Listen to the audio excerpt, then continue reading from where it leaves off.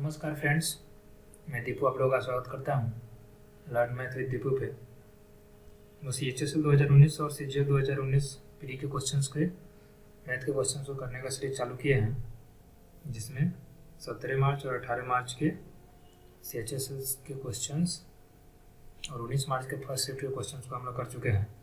आज 19 मार्च के second shift के क्वेश्चंस को हम लोग देखेंगे। तो आइए हम लोग इसे शुरू करते हैं।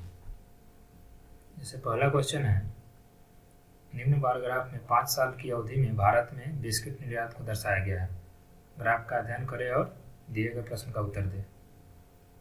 देखिए क्वेश्चन में जो है दिया हुआ है, वैल्यू दे दिया, ये क्वांटिटी दे दिया, इतना मतलब करोड़ में बेचा गया है, और लाख टन में जो है ये उत्पादन दिया, प्रोडक्शन।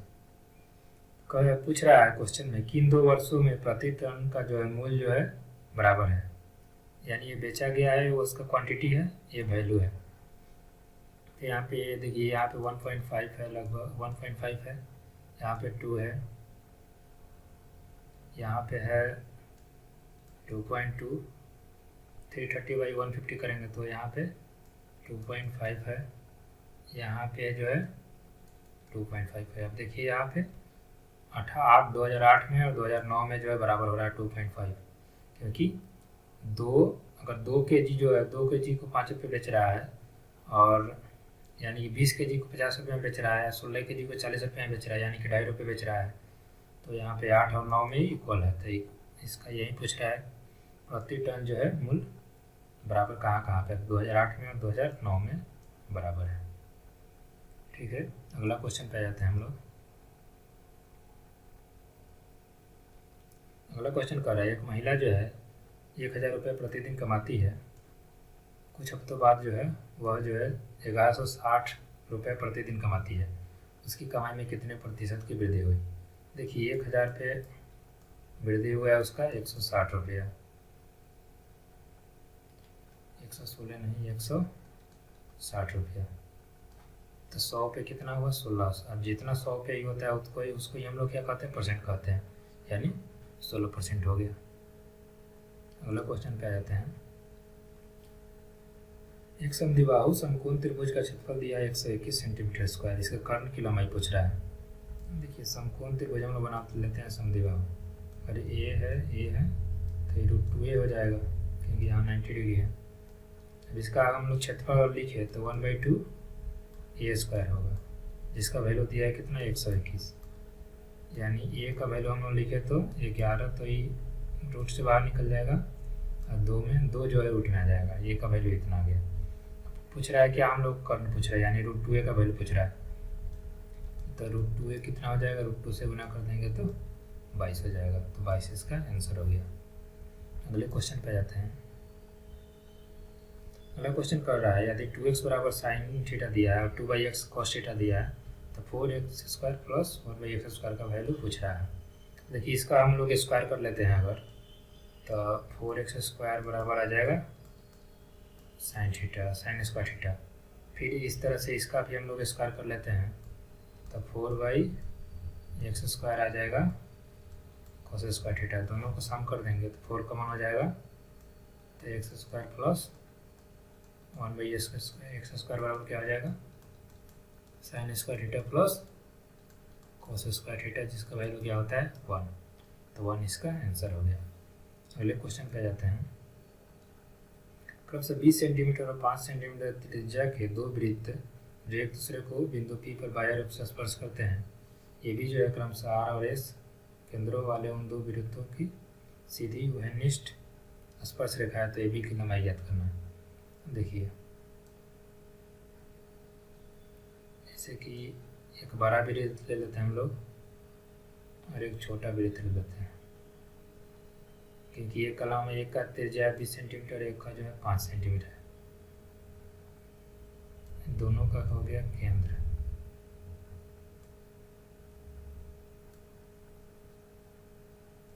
जो रेखा जो खींचा जाएगा, जो स्पर्श रेखा जो है, ठीक है। देखिए यहाँ पे इसको हम लोग यहाँ से यहाँ मिला देते हैं। ये कितना है? 5 है।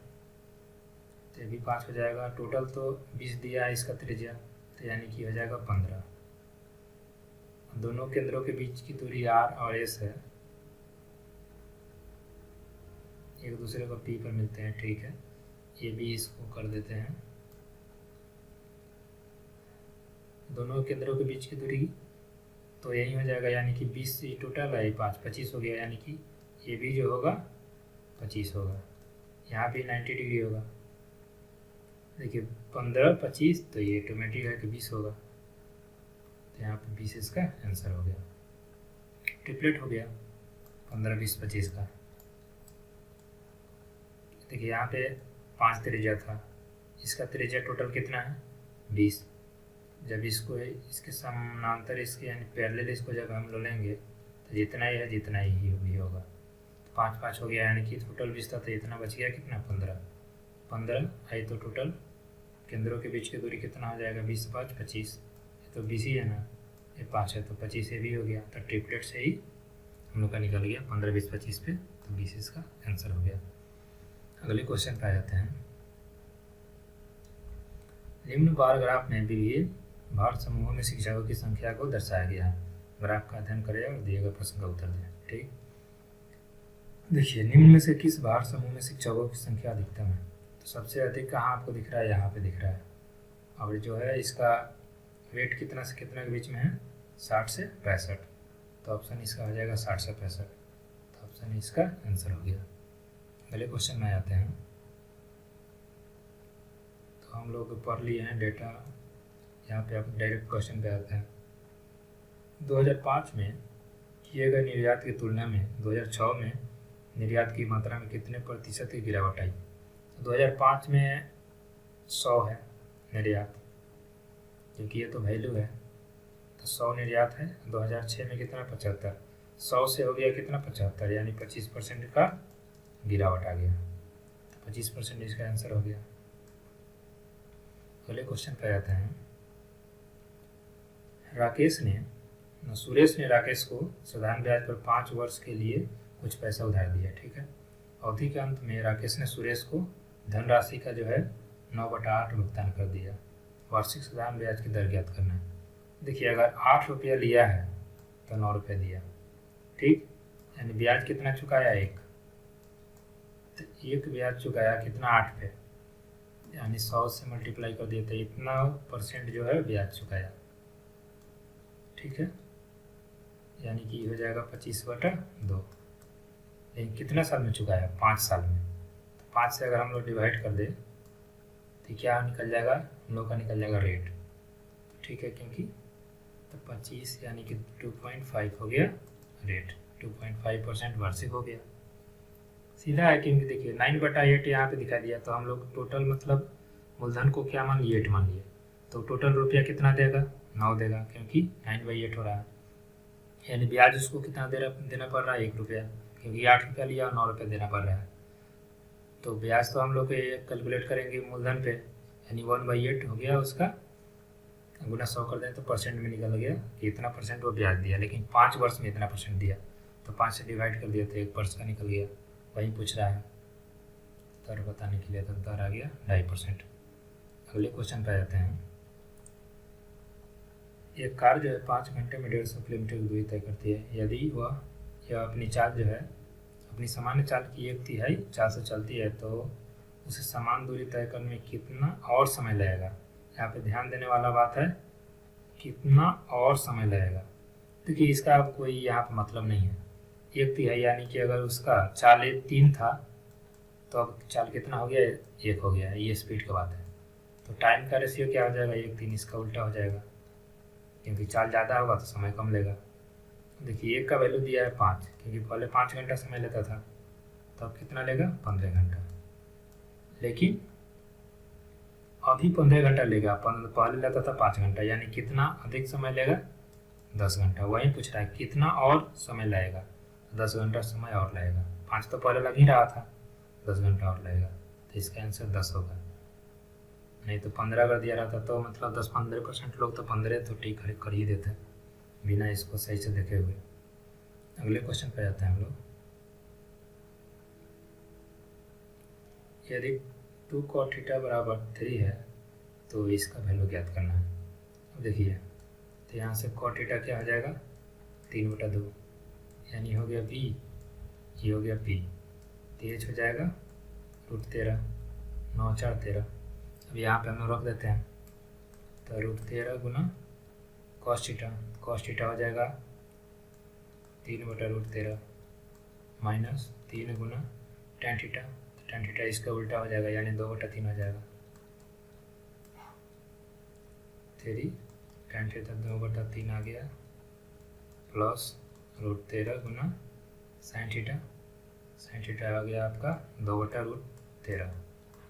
ये कट गया, यहाँ पे कट गया, यहाँ पे कट गया, यहाँ पे कट गया, यानी 3 - 2 हो गया 1, और 2 और 2 4, 1/4 इसका आंसर हो गया, जो कि ऑप्शन 4 में दिया है।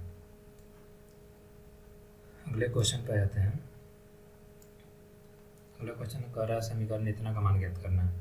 अभी जब भी रेकरिंग देता है, मतलब ये बार जब देता है, रेकरिंग नहीं बार, तो इसको जो है पहले हम लोग काम करते हैं, यानी कि यहाँ पे माइनस का कोई अभी यूज नहीं है। तो 8 3 कितना हो गया, 11। अब 11 के बाद अब ये माइनस का यूज होगा, तो ये 18 में से 11 बच गया, तो कितना बच गया, 7। तो यहाँ पे 7 आ जाएगा, यानी 14 में 7 गया, बच गया 7। अब देखिए यहाँ पे 16 में से 7 गया 11, 16 में से 7 गया 9, 16 में से 7 गया 9। अब 9 यहाँ पे घट जाएगा तो 16 बच जाएगा, 25 में से 9 गया 16, तो आंसर हो गया। यहाँ पे देखिए यहाँ से शुरू करना है, 8 3 हो गया 11। अब उसके बाद यहाँ से 11 घटा लेंगे, बच गया 7। फिर यहाँ पे 14 में 7 घटा लिए, बच गया 7। अब 16 में 7 घटा लिए, बच गया 9। 25 में से 9 घटा लिए, बच गया 16। तो ऐसे करते आना है, डायरेक्ट देखते हुए हो जाएगा। अगले क्वेश्चन पे आते हैं। a माइनस बी दिया है 18, ए क्यू माइनस बी क्यू दिया है 324, तो ये भी ज्ञात करना है। अब डायरेक्ट फार्मूला है, तो जरूरी नहीं कि हम मान अब रख के चेक करते रहें, उसी में समय लग जाएगा ज़्यादा। तो डायरेक्ट इसको फॉर्मूला पे हम लोग बैठा देंगे। अगर इसका हम लोग क्यू कर दें तो क्या हो जाएगा, A Q minus B Q minus 3ab into A minus B बराबर 18 का क्यूब, यानी 18 गुना 18 कर दिए। ठीक, अब ए क्यू माइनस बी क्यू 324 दिया है, ठीक, माइनस 3ab गुना ए माइनस बी, तो 18 दिया हुआ ही है, 18 गुना 18। देखिए 18 एक कॉमन ले लेते हैं, तो यहाँ पे हो जाएगा 18। ठीक, अब 3 मान लेते हैं और ले लेते हैं, तो यहाँ पे हो जाएगा 6, 3 कट गया 6। अब यहाँ पे देखिए 6 माइनस ए बी बराबर हो गया 108। तो ए बी अगर हम लोग उधर लेते हैं, तो ए बी बराबर कितना हो जाएगा, 6 माइनस 108 बराबर -102, -102 इसका आंसर हो गया। ठीक है, अगले क्वेश्चन पे आते हैं। भाग संबंधी एक प्रश्न है, भाजक जो है भागफल का 6 गुना है और शेषफल का 3 गुना है। यदि शेषफल 40 है तो भाज्य ज्ञात करना है। देखिए सबसे पहले यहाँ पे देखिए शेषफल हम लोग को दिया हुआ है, यहाँ पे कह रहा है भाजक जो है भागफल का 6 गुना है, तो इतना थोड़ा देर के लिए भूल जाइए।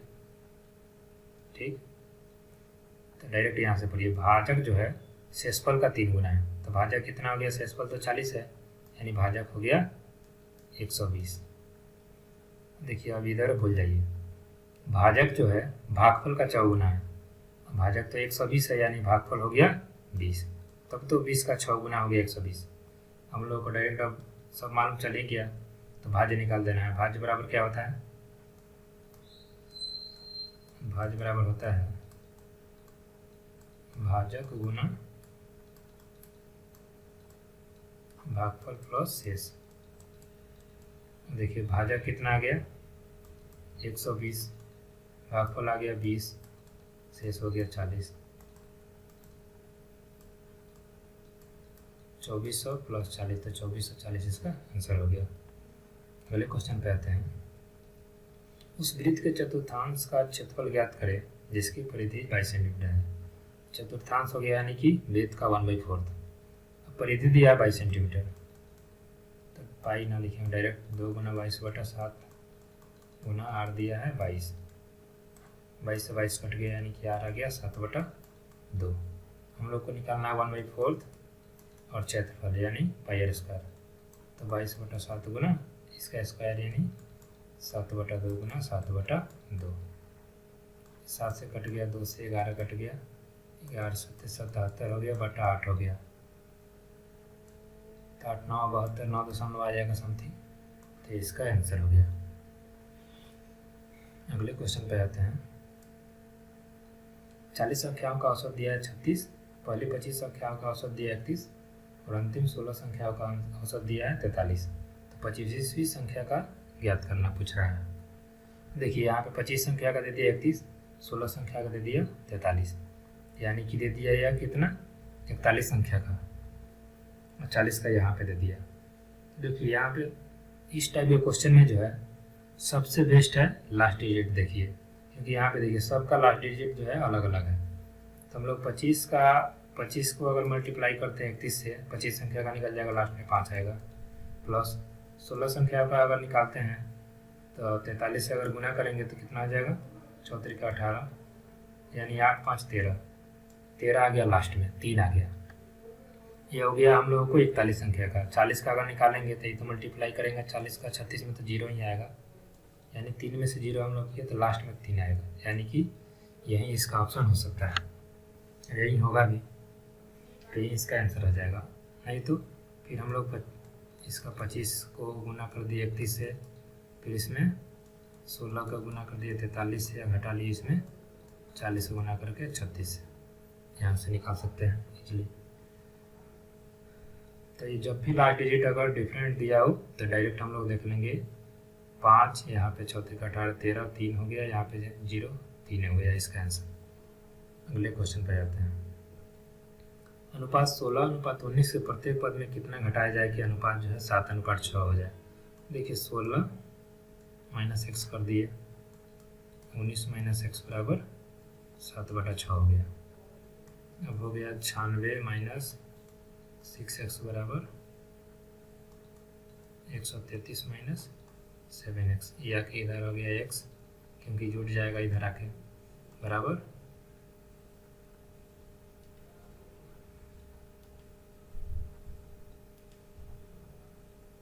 तो 133 माइनस 96, तो 4 और 33 37 हो गया, तो 37 इसका आंसर हो गया। अगले क्वेश्चन पे आते हैं। x4 + 1/x4 का वैल्यू दिया इतना, तो x + 1/x निकालना है।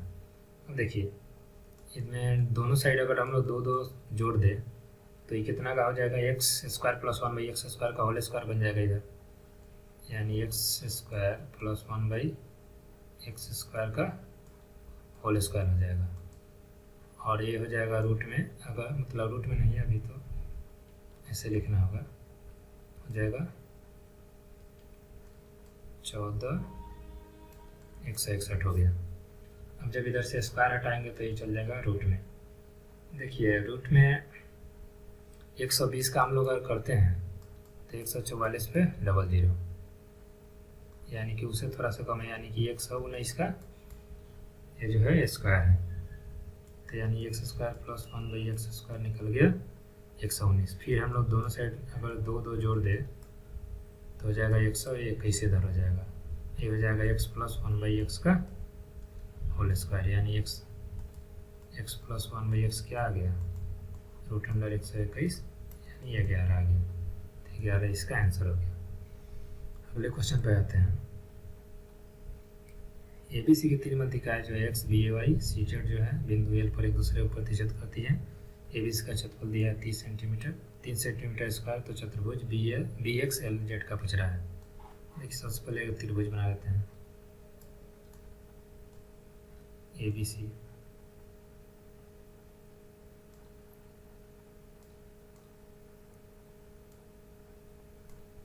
देखिए 3 को जो हम लोग मिला लेते हैं, इसकी माध्यिकाएं जो है AX कह रहा है, BY CZ कह रहा है, तीनों मिल रहा है एक दूसरे को कहाँ पे, L पे। तो टोटल दे दिया 30, यानी कि जब ये जो माध्यिकाएं को हम लोग मिलाते हैं तो सबको इक्वली डिवाइड करते हैं, यानी कि सबका हम लोग क्षेत्रफल एक मान लेते हैं एरिया, तो यानी कि 6 का वैल्यू हो जाएगा 30, एक का वैल्यू हो जाएगा 5।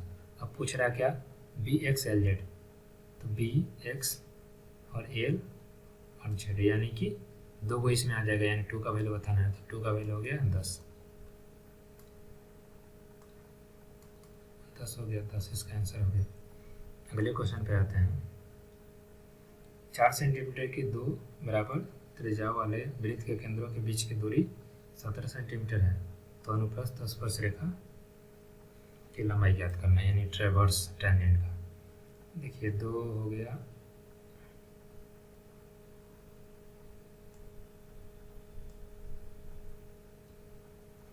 तो हम लोग को जो है ये ज्ञात करना है, ये वाला लाइन, इसको ट्रेवर्स बोला जाता है।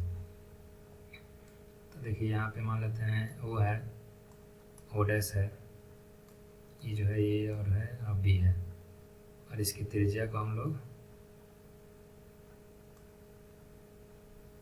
त्रिज्या तो 4 दिया है।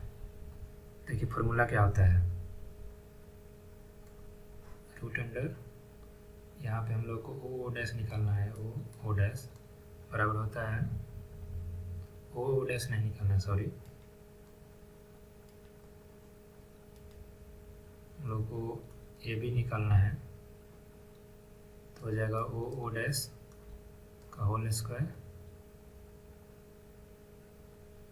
माइनस जिसकी त्रिज्या होता है, जिसे आर मान लेते, एक त्रिज्या है R1 और एक है R2, तो R1 प्लस R2 का होल स्क्वायर होता है। ठीक, वहीं जो अगर 2 सर्कल है और ए वाला लाइन का निकालना है डायरेक्ट टेंजेंट का, तो उसका यहाँ पे क्या हो जाता है, ओ डैश का whole square plus capital R minus small R का होल स्क्वायर होता है, प्लस नहीं यहाँ पे माइनस होता है। तो यहाँ पे देखिए हम लोग यहाँ फार्मूला बैठा देते हैं, तो यहाँ पे 17 दिया हुआ है, 17 स्क्वायर माइनस 4 यहाँ पे सेम ही है, 8 स्क्वायर, जानते ही हैं 8, 15 और 17 जो ट्रिपलेट होता है, यानी हो जाएगा यह 15, तो 15 इसका आंसर हो गया। अगले क्वेश्चन पे आते हैं हम लोग।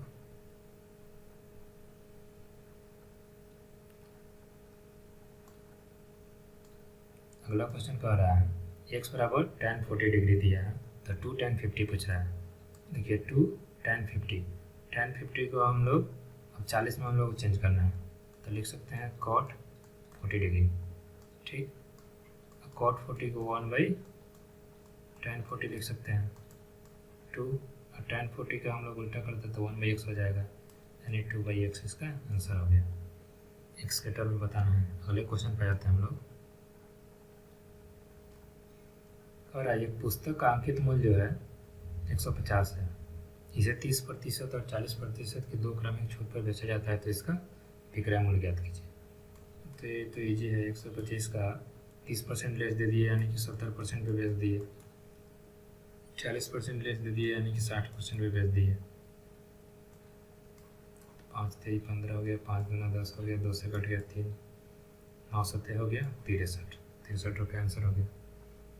अगले क्वेश्चन पर जाते हैं। क्वेश्चन कह रहा है किस वर्ष जो है इसके पूर्व वर्ष की तुलना में निर्यात में प्रतिशत वृद्धि अधिकतम थी। अब देखिए यहाँ पे 100 मान 100 कुंटल बेच रहा है, 100 लाख टन यहाँ पे बोल रहा है, उससे कोई मतलब नहीं है। अगर 100 kg बेच रहा है तो यहाँ 75, तो यहाँ तो घट रहा है, यही तो होगा नहीं। यहाँ 75 kg है तो यहाँ पे 150 kg, यानी कि यहाँ पे 100% का जो है जंप दिख रहा है। यहाँ पे तो कम दिख रहा है, यहाँ भी कम दिख रहा है, यानी कि आंसर हम लोग का होगा 2007 में जो है क्या हो रहा है, 100% का पिछले वर्ष की तुलना में 100% बढ़ रहा है, ये और इतना कहीं नहीं बढ़ रहा है। ठीक, तो ये हम लोग का आंसर हो गया। अगले क्वेश्चन पे आते हैं। एल जो है ट्रेंगल XYZ का परिकेंद्र है और कोण x का मान 40 डिग्री दिया है, तो YZ पूछ रहा है। देखिए परिकेंद्र है, यानी कि सॉरी इसको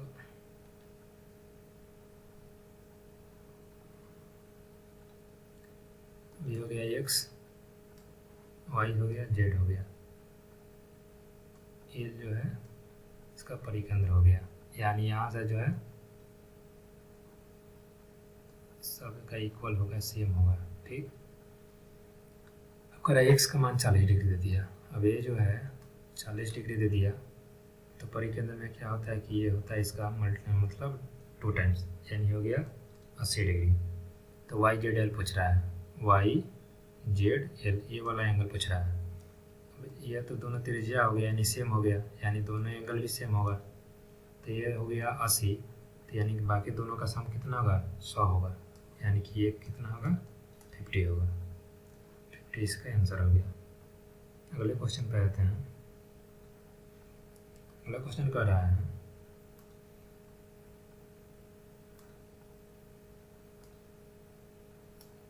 एक आदमी ने जो है अपनी बाइक 25% लाभ पर जो है इतना बेच दिया है। अगर उसे जो है 15% की हानि उठानी हो तो उसे कितने मूल्य पर बेचता है। अब देखिए 25% का लाभ पे बेचा, यानी कि 125% का ये वैल्यू दिया है।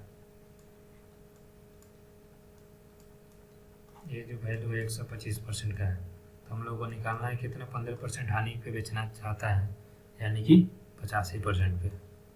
ठीक है, 85 का वैल्यू निकालना है, तो ये कट गया 200 बार में, यानी 85 दूना हो गया 170 पे डबल 0, यानी 17,000 इसका आंसर हो गया। अगले क्वेश्चन पे आते हैं। कमल और अनिल जो है क्रमशः 8 दिन और 14 दिन में जो है एक तालाब खोद सकते हैं। यदि खुदाई का जो है कुल खर्च जो है 4400 रुपये है, तो अनिल को कितना पैसा मिला। देखिए यहाँ पे है कमल, यहाँ पे अनिल, इसको लगता है 8 दिन, इसको लगता है 14 दिन। ये दिया है डेज, तो उसका इफिशियंसी इसके जस्ट अपोजिट होगा, क्योंकि जो काम 8 दिन में कर रहा है उसका इफिशियंसी ज़्यादा है 14 वाला से, क्योंकि मतलब जो कम दिन में अगर काम करता है उसका इफिशियंसी ज़्यादा होगा। तो यानी कि 14:8 में जो है इन दोनों का इफिशियंसी हो जाएगा। इसको हम लोग कर लेते हो, यानी कि 7 हो जाएगा 4। अब इफिशियंसी के रूप, अगर 2 आदमी मिलकर जो है काम कर रहा है, तो जी मतलब इफिशियंसी के रूप में जो है उस इफिशियंसी के रेशियो में टोटल जो पैसा होता है उसको बांट दिया जाता है। तो पूछ रहा है किसका, अनिल का। तो अनिल को 4 रुपये मिलेगा कितना में, 11 रुपये में। ठीक है, तो 11 चौका 44, 4 चौका 1600, 1600 इसका आंसर हो गया। इस तरह से 25 क्वेश्चन पूरा हुआ। तो आप लोगों को कैसा लगा वीडियो कमेंट में बताइए। सही लगा तो वीडियो को लाइक करें, नहीं सही लगा तो डिसलाइक करें। और बाकी वीडियो भी जो है चैनल पर अपलोड किया गया है, उसको भी आप लोग जाके देख सकते हैं अगर नहीं देखे हैं तो। ठीक है, तो वीडियो को हम लोग यहीं पे समाप्त करते हैं। जय हिंद।